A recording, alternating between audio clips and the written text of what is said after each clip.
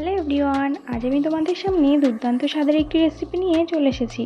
আজ আমি তোমাদের সাথে থোড়ের রেসিপি শেয়ার করছি। থোড়ের এই নিরামিষ ঘন্ট রেসিপিটি থাকলে এটা দিয়েই এক থালা ভাত খাওয়া হয়ে যাবে। ভিডিওটি শুরু করার আগে বলে দিই, যারা এখনও আমার চ্যানেলটিকে সাবস্ক্রাইব করোনি তারা অবশ্যই গিয়ে আমার চ্যানেলটিকে সাবস্ক্রাইব করে দিও। লাস্ট পর্যন্ত ভিডিওটি দেখতে থাকো, আমি কিভাবে থোড়ের ঘন্টটা বানাই। আর যদি ভিডিওটি ভালো লেগে থাকে তাহলে একটি লাইক করে দিও। থোড়ের ঘন্ট বানানোর জন্য আমি এখানে থোড়টাকে ছোট ছোট করে কেটে হলুদ জলের মধ্যে রেখে দিয়েছি। থোড়টাকে যত ছোট ছোট করে কাটা যায় ততটাই কিন্তু ভালো। তারপরে আমি এখানে একটি পাত্র নিয়ে নিয়েছি। এবার জল থেকে কুচিয়ে রাখা থোড়গুলিকে আমি ছেঁকে ছেঁকে তুলে নিচ্ছি।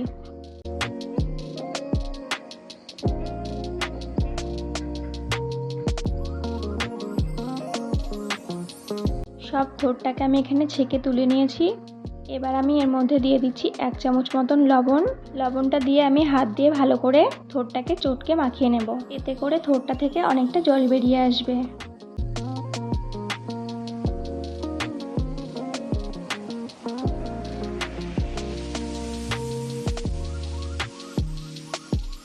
দেখতেই পাচ্ছ থোড়টাকে আমি এখানে খুব ভালোভাবে মাখিয়ে নিয়েছি। এবার আমি একটি কড়াই নিয়ে নিয়েছি। কড়াইতে সবার প্রথমে আমি দিয়ে দিচ্ছি সরিষার তেল।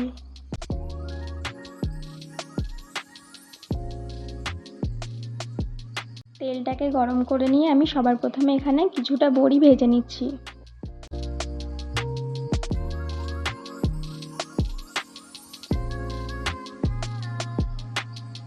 বড়িটাকে এখানে আমি লাল করে ভেজে নিয়েছি, এবার তুলে নেব। ওই একই তেলে আমি দিয়ে দিচ্ছি আর একটু তেল। তেলটাকে গরম করে নিয়ে আমি প্রথমে ফোড়ন করে নেব। ফোড়নে দেব 2টি শুকনো লঙ্কা, একটি তেজপাতা আর কিছুটা গোটা জিরে।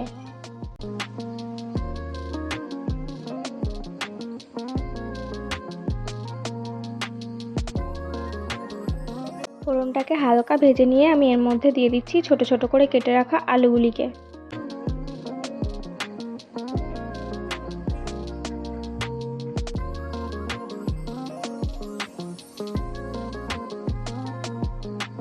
অল্প লবণ দিয়ে দিচ্ছি আর দিচ্ছি হলুদ গুঁড়ো। আলুটাকে এবার ভেজে নেব।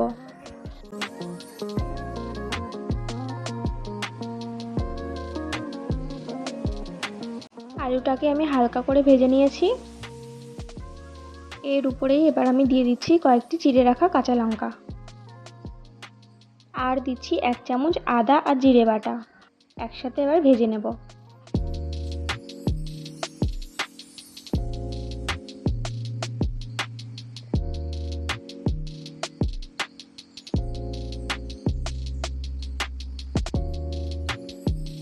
এবার আমি দিচ্ছি বাদাম বাটা। কয়েকটি চীনাবাদাম আমি আগে থেকে বেটে রেখেছিলাম, সেটাই দিয়ে দিলাম। একসাথে মিশিয়ে নেব ভালো করে।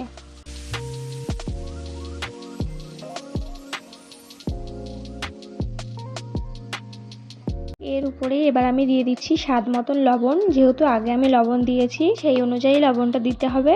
আর তারপরে দিয়ে দিচ্ছি হলুদ গুঁড়ো। এবার একসাথে ভালো করে সব কিছু মিশিয়ে নেব।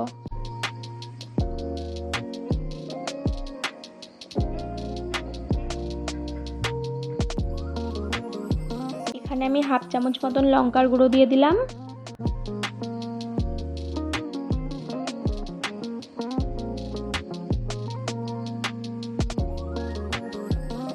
মশলাটাকে খুব ভালোভাবে ভেজে নিয়েছি। মশলা থেকে তেল ছেড়ে দিয়েছে।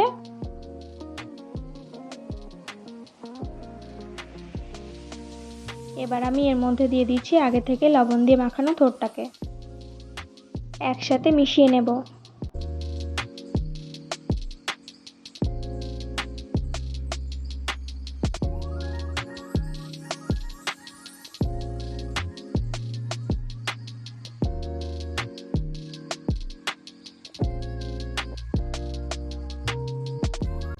এবার আমি এখানে একটু ঢাকা দিয়ে দিচ্ছি।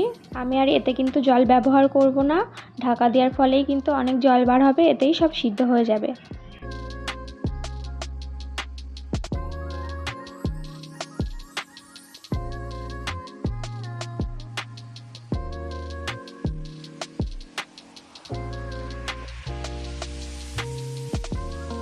এখানে কিন্তু সব কিছু সিদ্ধ হয়ে গিয়েছে, দেখতেই পাচ্ছ তোমরা। এখন আমি আগে থেকে ভেজে রাখা বড়িগুলিকে দিয়ে দিচ্ছি। বড়িটা দিয়ে একসাথে মিশিয়ে নেব।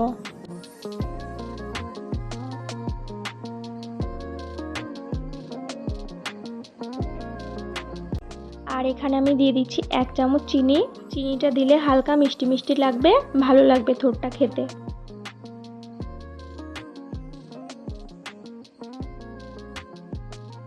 চিনিটাকে খুব ভালোভাবে মিশিয়ে নিয়েছি। থোড়টা কিন্তু আমার এখানে প্রায় কমপ্লিট হয়ে গেছে। একদম শেষে দিচ্ছি আমি এখানে 1 চামচ মতন ঘি, আর দিচ্ছি গরম মশলা গুঁড়ো। এবারে একসাথে ভালো করে মিশিয়ে নেব সব কিছু। থোড়ের এই দুর্দান্ত স্বাদের রেসিপিটি থাকলে এটা দিয়েই 1 থালা গরম ভাত শেষ হয়ে যাবে নিমেষের মধ্যেই। তোমরা বাড়িতে একবার হলেও এটা বানিয়ে দেখো, অবশ্যই ভালো লাগবে।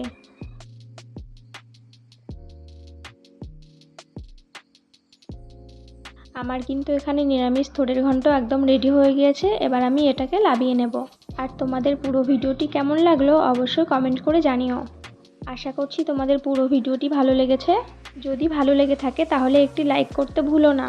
আর এখনও যারা যারা আমার চ্যানেলটিকে সাবস্ক্রাইব করোনি তাদের কাছে অনুরোধ রইল আমার চ্যানেলটিকে সাবস্ক্রাইব করে দেওয়ার জন্য। তো চলো, আজকের মতন ভিডিওটি আমি এখানেই শেষ করছি। দেখা হচ্ছে নেক্সট ভিডিওতে নতুন কোনো রেসিপি নিয়ে।